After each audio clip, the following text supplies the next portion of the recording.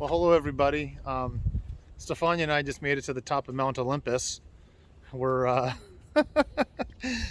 we just got done talking to Zeus. He's going to let us borrow Pegasus to fly back down off this thing. We're on. Where are we? We're in the fog.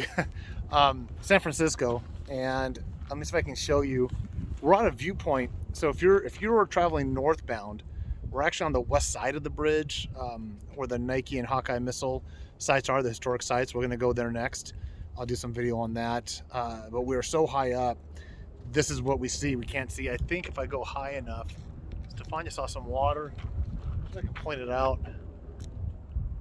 Right there, right at the tip of my finger, like the foam there. That's where some water is hitting, some visible water.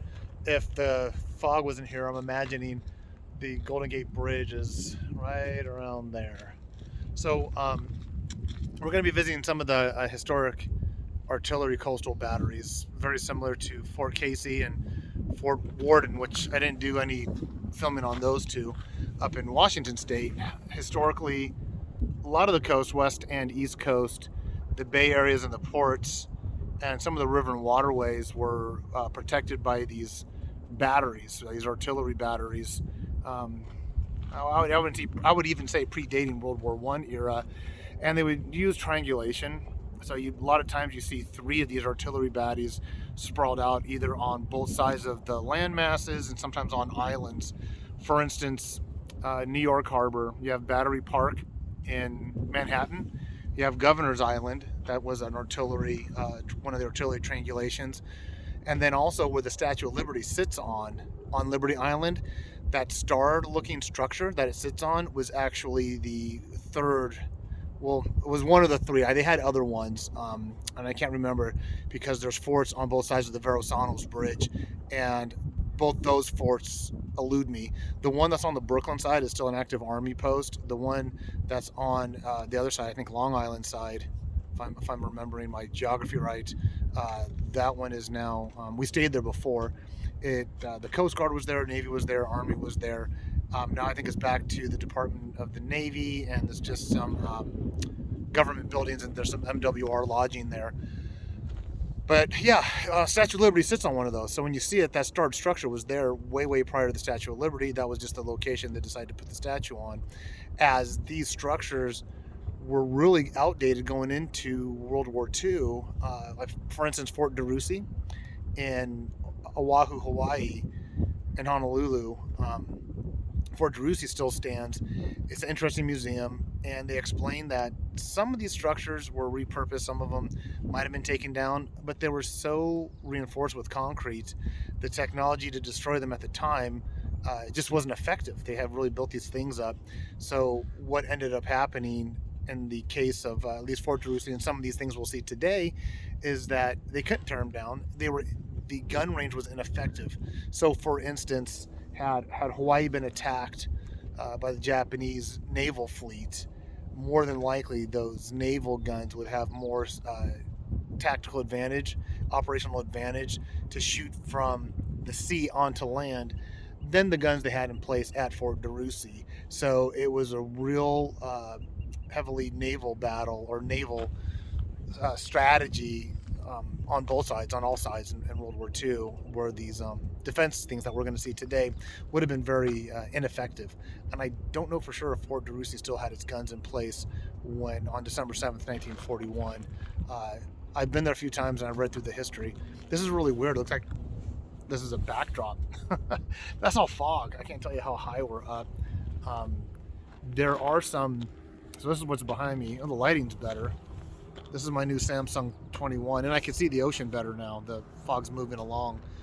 We started in Santa Rosa area, and it was similar to this. But right now, we're back on the coast, for all intent purposes. This is what we dealt with a lot yesterday, driving on Highway 1, coming down from the Northern California to this area. Then we jumped back on the 101, which was open and clear. But this fog moves in, right here in San Francisco. So I'm pretty bundled up still. When we get to the other side, may make some changes there, taking off some of my thermal stuff. I'm going to point something out real quick. Right there, that's one of the tunnels. I did see what it looked like Oh man, ammo, bunkers, ammo, storage stuff. I've seen it before in my travels. If you're just watching this, I spent 32 years in the military, 8 years Army, and then another, do my math, 24, I guess, with the Air Force. But I love going to historic military installations. And I just noticed that there's some historical information things here. I don't know if I'm going to put all the videos, compile them, or just shoot, document them and send them. So, let's talk about the geology. Unfortunately, I'm doing this selfie mode, so I think things are going to be transposed, superimposed, backwards. So this one talks about the Golden Gate geology, deep sea rocks and high in the highlands. Has a really good picture of where we're at. Actually, that's really cool. Let me see if I can get that in there. Let me see if you can see this right here. It shows a really good picture where we're at. Might have to get a postcard or something. We're looking forward to coming down here, getting back down to almost sea level, and seeing some of the other structures. 25 million years ago, present day. I have no idea what that's talking about. And then this one, okay, battery construction number 129. So this is another display board. It talks about that was about the geology of the bay, and then this is talking about the structure of the forts.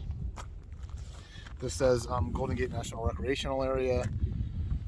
Though San Francisco's harbor was still the most significant port on the West Coast, at the close of World War II, coastal defense had changed forever. After the aerial attacks on Pearl Harbor, there would be no more big gun batteries. Battery Construction 129 marked the end of seacoast fortifications based on land-mounted artillery positions to fend off enemy warships. So I was a little off on saying if they would have been effective between World War I and World War II. What this is saying is that they were actually in place and ready to go in World War II. As a matter of fact, earlier in this, it talks about construction began in 1942. It was almost completed when it was halted in 1943.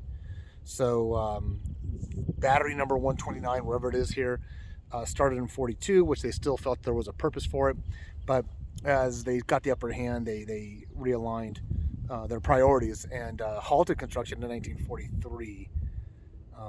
And just real quick, if you ever come up here to San Francisco, you can pass this very easily. And I will highly recommend coming here. If this was clear, this would have been an awesome shot of the bridge behind us. But when you come north, as soon as you cross the bridge, you got to get off like on the observation area. I think it's called Alexander Drive. Then you loop back under the freeway, the 101, and you go through this really cool one-way tunnel. There's stoplights on both sides. I should put my helmet cam on and film it on the way out. But so you could tell it's totally militaristic, as it was its sole purpose was to get military support out in this area. And then when you pass that, there's a little cement guard shack that's abandoned and a bunch of military housing. But never named. Oh yeah, battery number 129, never named because it was never finished. This battery was designed for the biggest, most powerful guns ever used by the United States military. 16-inch caliber weapons that fired 2,100-pound shells and could hit a ship 26 miles out to sea. 26 miles out to sea. And this also becomes, like I said, the Nike and Hawkeye batteries, missile sites, and I'm going to probably come across those a little bit later. Golden Gate, the narrow 3-mile channel. There's some interesting stuff here on this placard here. Yeah, it's all backwards. The lighting this way is so much better than when I go this way. You guys want to get dizzy? Well, maybe I shouldn't do that because I still got to ride the motorcycle. Let me go over here. Oh, hold on for a second. Oh, wait, I think I see somebody I know. Hold on for a second.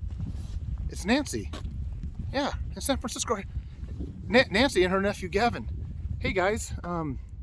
I'm a Washington State resident. I didn't vote for you guys, but I surely would have because you guys are doing a knockout job.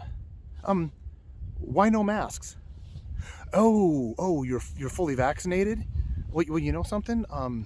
My dog is fully vaccinated too, but my dog's still fully vaccinated too, but in public I still have to put a muzzle on her. You guys should probably consider doing the same. Oh, okay. I just had to throw that in there. No, I don't. There's nobody here. Uh, I just wanted it. So, if I got to tell you, California State, for all of its idiosyncrasies today, it's been a beautiful drive. It is such a beautiful state. I hope that it becomes the state that I remembered in the 70s and 80s, and even before that. I mean, the culture, the geography, the beauty, the diversity of nature, the communities. It really, really is a great state. Uh, if we can get to, I'm a Washington State resident, so I really don't have a say in the political or economical say here, really, on a legal stance, on a voter stance. But I would recommend to anybody, if you're a resident, if you're traveling through it, try to leave that stuff with the news, leave that stuff behind you, and just enjoy it. Enjoy the beauty, enjoy the nature, enjoy the drives. I've been all over the United States, and this makes, every state has something unique and special about it that you should really invest your time and experience it. But what you experience in California, from the border of Oregon down to the border down by Mexico, is unique. I highly doubt you'll find it in any other state. So take a moment and enjoy it and be in that moment. This is just, I don't know if there's any geologists out there, but check this out. I just noticed the one board was talking about it, but here's a really good example. I don't want to touch it or anything, but check out this rock. I can probably read it off the board what I'm looking at a little bit better. God, this camera's really nice. It's a brand new camera. I had it for about a week. I love what I'm seeing. But check out this rock formation. It talks a little bit about it on that board.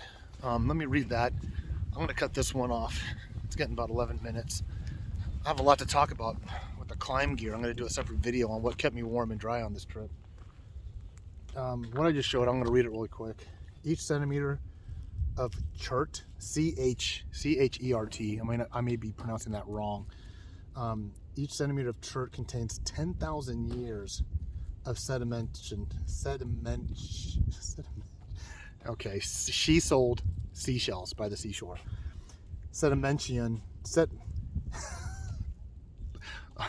I'll buy a valve. The folding and twisting patterns within the layers were caused by the upward thrust and rotation of the rock as the Pacific plate gradually forced the headlands up out of the sea. I mean, it's just amazing. It's just hard to conceive how much time it took for these formations to take place. Let me see if you can see the ocean a little bit better now. Some of the fog's lifted. It's about, I'm guessing it's about noon, maybe a little bit earlier, maybe 11, and the stuff isn't burnt off yet. I'm going to do a quick panorama, and then I'm going to, those outhouses, that's a pretty sight. You got to take your time when you're driving the coast. Don't be a point A to point B person. On the GPS, for every hour of driving that the GPS is giving you, I would say tack on about 15 minutes. You tack on 15 minutes for every hour, and if there's any stops, you think you're going to be there for a half hour, 45 minutes, give yourself about an hour, especially if you're doing motorcycle touring, because, well, for me, it takes that long to put on and take off things. So this is my daughter's car here. And then here's the KLR. There's some bicyclists. Yep, there's my KLR. That's one thing too. I cannot believe the amount of cyclists all over the Highway 1. I cannot believe the amount of cyclists we saw loaded down on fast bikes. I could not believe where it was treacherous. And I'll talk more about the 101 experience in a different video. But let me hold it here. Hope you're all enjoying this. I haven't done a video for a while. I apologize, there's not much to see. I was really hoping to see a really cool shot of the San Francisco Golden Gate Bridge. We're gonna go over it later on today, just a few moments. But let's get down below and check out some of those batteries. They have Duracell, they have Everready, AAA 9 volt. I'm kidding, right? All right, take care guys, I'll see you in a little bit, bye.